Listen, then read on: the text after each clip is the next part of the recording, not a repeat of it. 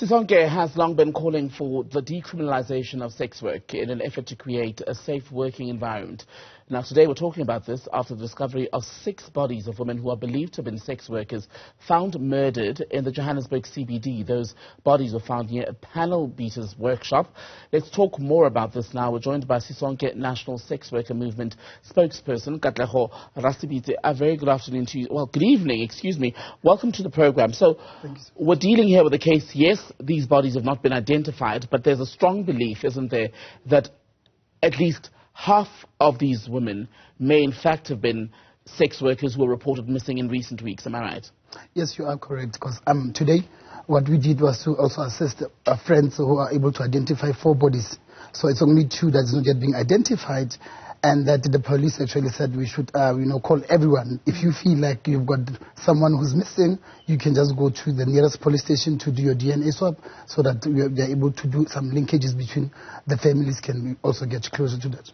And in terms of the timeline, Katlego, in terms of these women going missing and being reported missing, I understand some of these cases go back to about July of this year. What more do we know about the circumstances and what's believed to have happened to them? The matter was reported to us around June of this year, whereby 2 of the missing women, their friends came to Sisonke. Because remember, sex work in the country is still criminalized.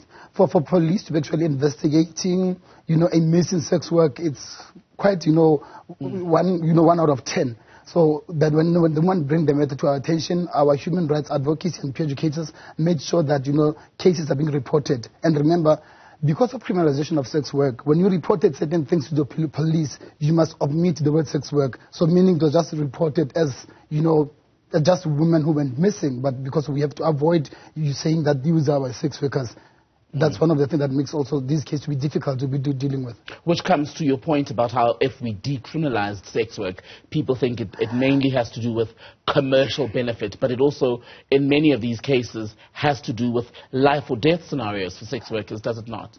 It's like when you look into the gender-based violence plan, which the time frame is 2024.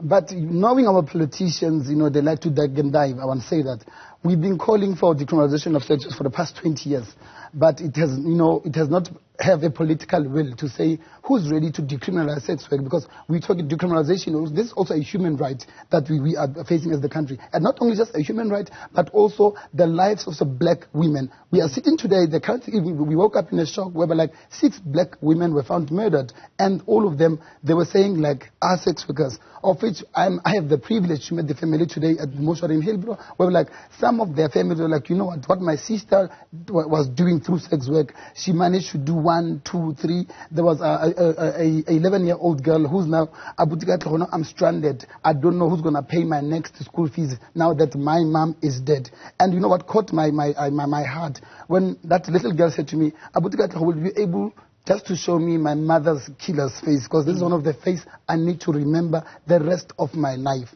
It was quite traumatic. So as you're saying, tragic circumstances, as you say, 4 of these women, you're saying, just to confirm, 4 of them, yes, sex workers murdered. Murdered sex workers, confirmed.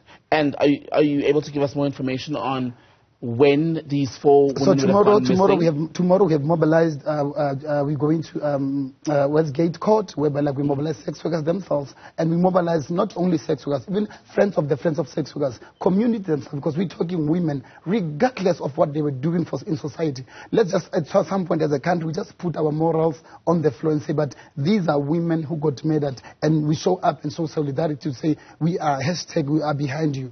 When did these 4 women go missing, the ones who've been identified? 3 of them were reported June, July, as you also said, and then the last victim was reported missing last week, Sunday, the previous Sunday. Yes, this is the woman who was the last latest seen one, with the one where the police, when they arrived, they were her body was still warm. She was able at least to to be kept away from the decomposed bodies. And when you as we were in Hillbrow mortuary, some of the pathologists, when they were talking to some of the sex workers and the families, they were using the word decomposed. And one of the ladies couldn't even understand what does decomposed mean. And literally, can I use the word rotten? You cannot open, because the body is rotten. So they were using clothes to identify some of the women celibates. When the last time you see your sister, what was she wearing? Then you need to identify, do you know this bra? Do you know this? Do you know this watch? Do you know what other, features do you think your sister has? But all it went in, whereby like they literally took escorted. I'm talking the family and friends and those who came to identify to John Foster police station so that they can do the DNA swab. Then from there we will wait for forensic to say whose body belongs to which family.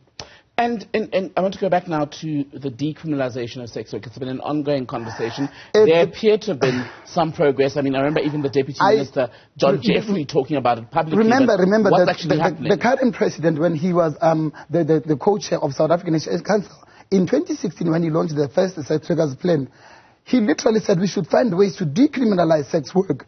And we've been seeing now, also like your social development, they are coming on board. But this is not a matter of just the people making dialogues, conversation after conversation. We need to have an action.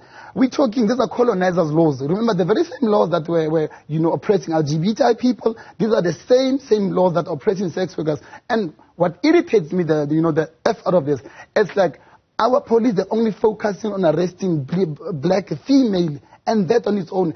It's a fundamental, basic human rights violation that we've ever seen. And we're calling ourselves a country with with the best constitution in the world. Globally, the whole world sees South Africa, as a bucket of fruit when it comes to the law reform and stuff. But when you take, for example, the Law Reform Commission, Ms. Delin Clerk, who writes this whole report, that report is almost 10 years old. The same report that, everyone asking Department of Justice, where is the report to say we want to decriminalize sex work? She brings that old privilege and the last thing. The minute they start putting religion and morality into the whole aspect, now that's when remember, they're oppressing somebody's rights. Somebody said, I'm an adult, it's my body, it's my business. I do this because of the needs. Remember, not all black women were oppressed through religion. Some women were oppressed because they were not well educated. They cannot articulate even themselves enough. Some they can't even negotiate. And we're sitting in a country where, as we speak, right now in South Africa, there's a condom leakage. There are not enough condoms in the country.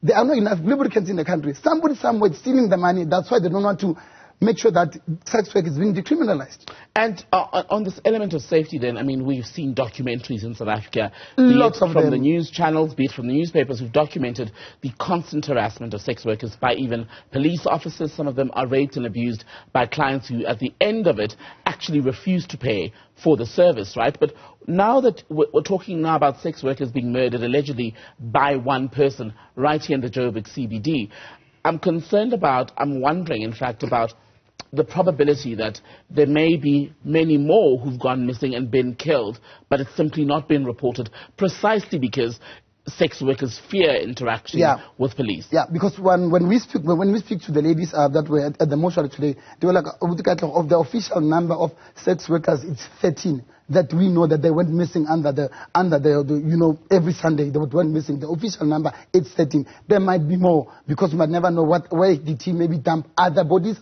if it might happen. But these are some of the things that say, for us as a country to keep saying that sex work should be criminalized. Remember, it's like you want to, let's say you the state, you want to literally police what I do with my body, with my time, and then you want to police that and put it into law to say, but because the white man says this is how we should roll out in Africa, then we should follow those colonizers' law. Remember, these are all white people's law that says us, we couldn't do certain things as black people. We still experience it in 2022. And I'm just upset that, if it was not because of 6 bodies of sex workers that were found today, this cause of violation could never have been taken place. And we're not only talking that, as you have indicated, according to our latest survey, it's now the clients that are now abusing sex workers because the clients have noticed that, I'm shy. Even if I can, do anything, I should never do anything because of the police themselves. They're not even entertaining it. Katlego Rasebitse, good to speak to you, sir. Thank you for your time. Thank you for your time, too.